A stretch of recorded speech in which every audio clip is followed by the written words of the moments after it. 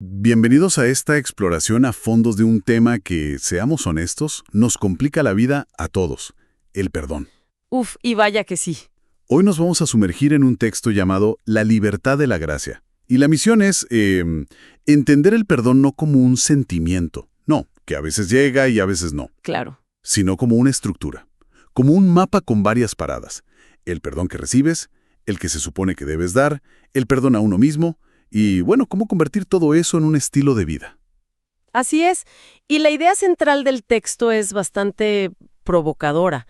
Sostiene que muchísima gente vive en una especie de cárcel autoimpuesta, ya sea de culpa o de resentimiento. ¿Y por qué? Simplemente porque no han entendido la escala, la magnitud del perdón que, según esta perspectiva, ya se les ha ofrecido. Exacto. Y esa es la promesa que queremos desglosar, que el perdón es la puerta a la verdadera libertad. El punto de partida que propone el material es audaz. Dice que el perdón no es un parche. Ni un arreglo temporal. No, es la cancelación total y permanente de una deuda. Empecemos por ahí, que ya es bastante. Es que esa es la base de todo. La primera idea es que nuestras faltas, o bueno, pecados, crean una deuda, pero una deuda con un estándar de justicia perfecto. Y una deuda infinita, ¿no? Infinita. Es tan grande que es, literalmente, impagable por nosotros mismos. O sea, es una bancarrota moral de la que no podemos salir. Ok, aquí es donde la cosa se pone un poco densa. El texto habla de una solución sustitutoria en la cruz, pero para que no suene a jerga teológica, ¿cómo lo explica el material en términos prácticos?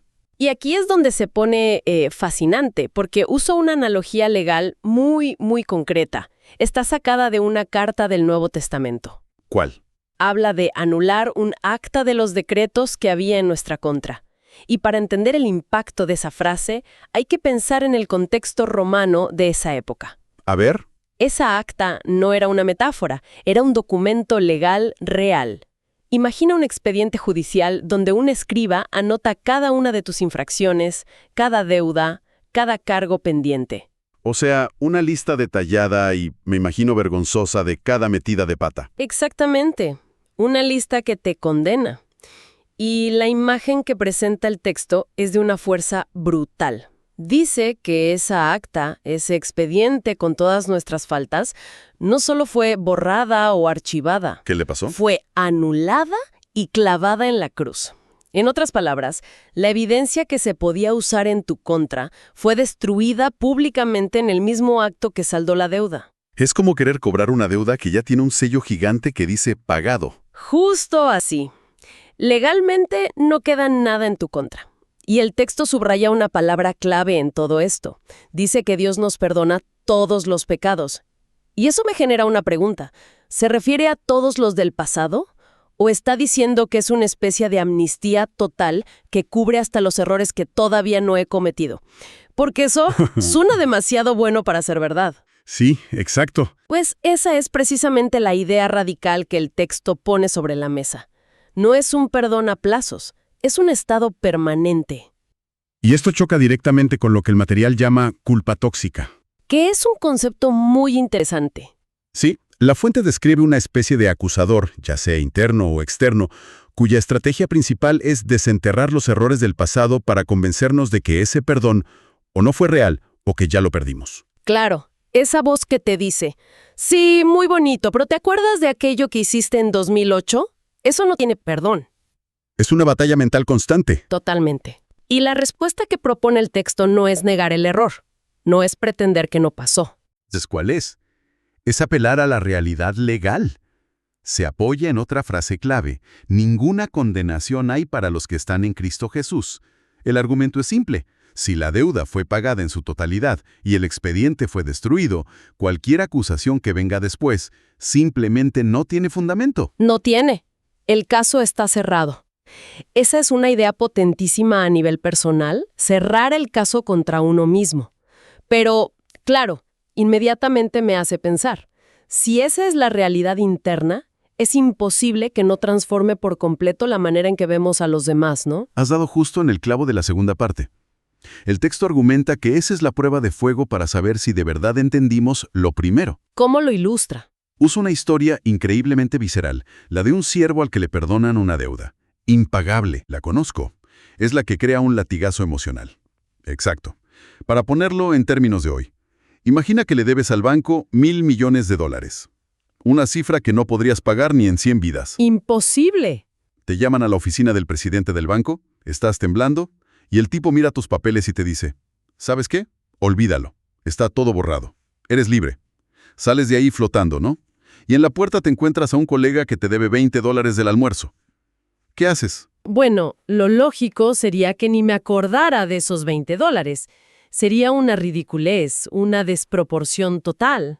Pues en la historia, el tipo recién perdonado agarra al colega por el cuello y le grita que le pague, amenazando con meterlo a la cárcel.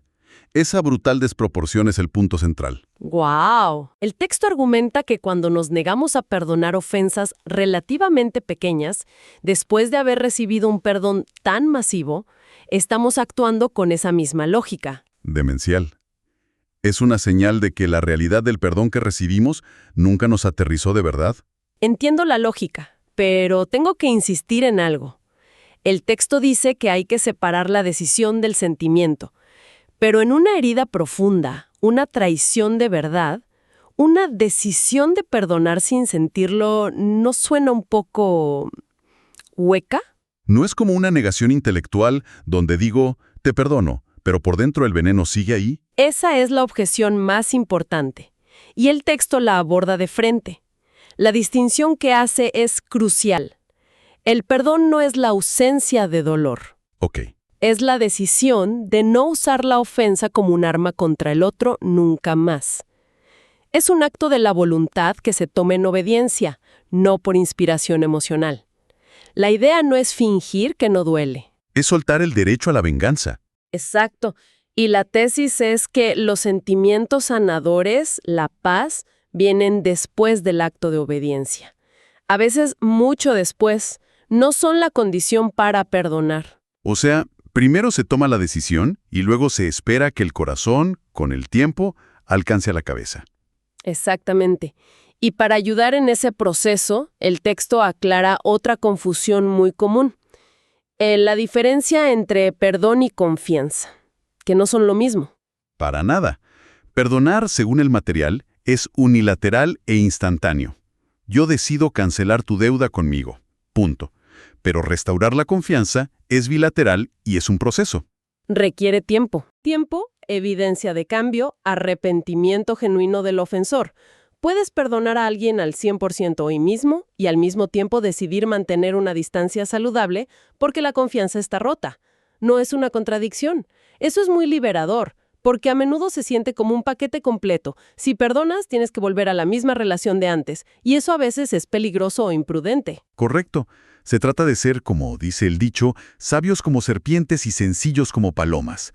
Liberas a la persona de la deuda en tu corazón, pero no estás obligado a darle acceso para que te lastime de nuevo.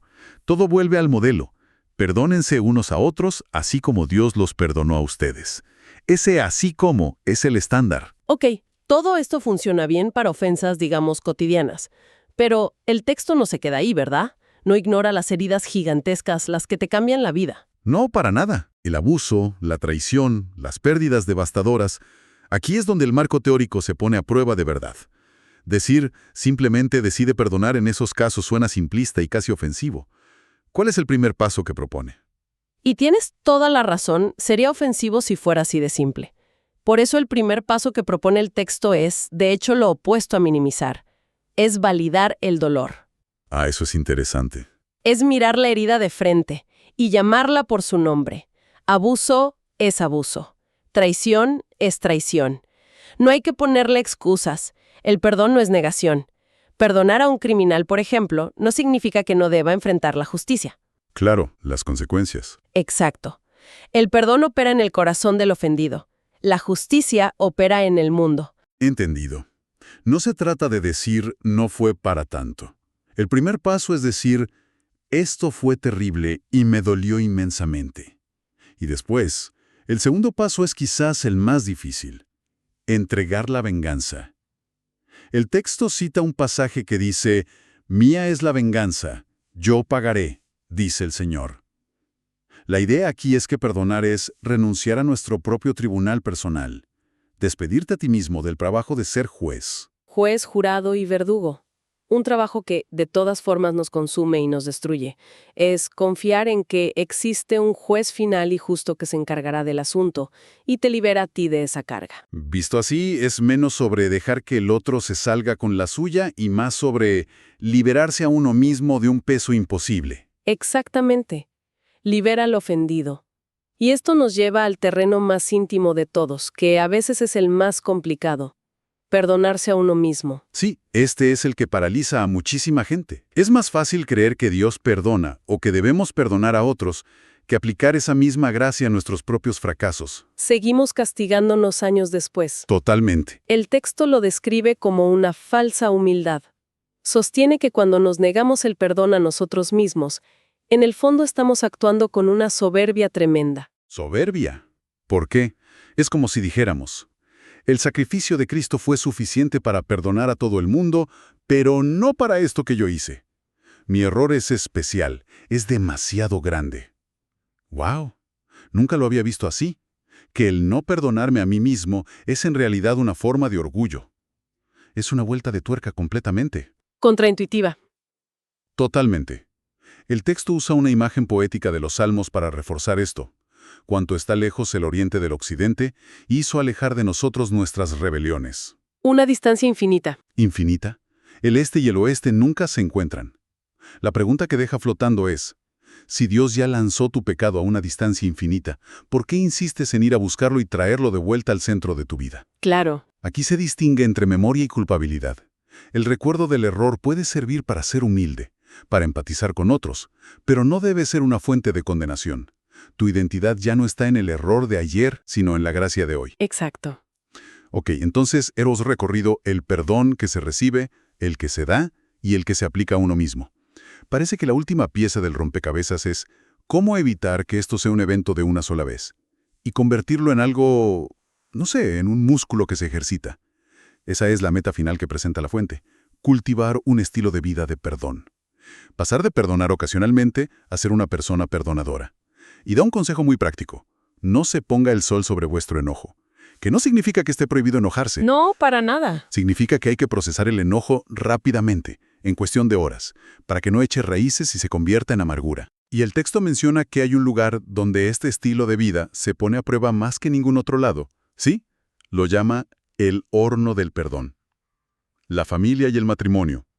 Es un horno porque la cercanía, la convivencia constante, hacen que las ofensas, grandes y pequeñas, sean inevitables. Es el gimnasio de la misericordia.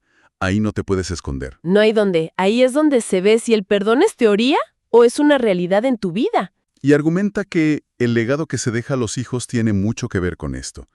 Que la mejor herencia no es el dinero. No, es un modelo de cómo manejar los conflictos.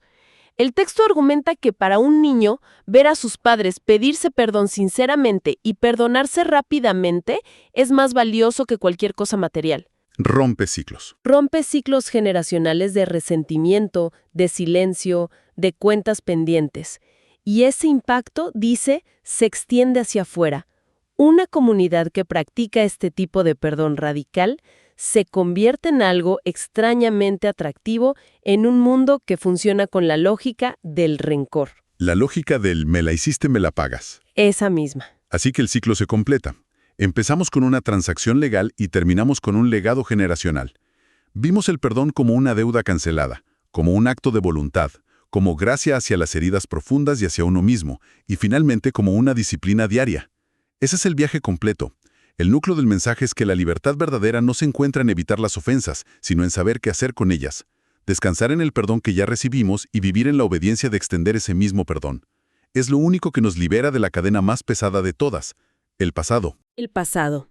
Para terminar, el texto nos deja una pregunta, una reflexión casi obligada. Si la falta de perdón, hacia otros o hacia uno mismo, nos mantiene atados a la amargura y demuestra que en el fondo no hemos entendido la gracia. ¿Qué ofensa, pequeña o grande, necesita ser liberada hoy? No porque se sienta bien, no porque el otro la merezca, sino como un simple acto de fe en esa idea central. La deuda ya está pagada.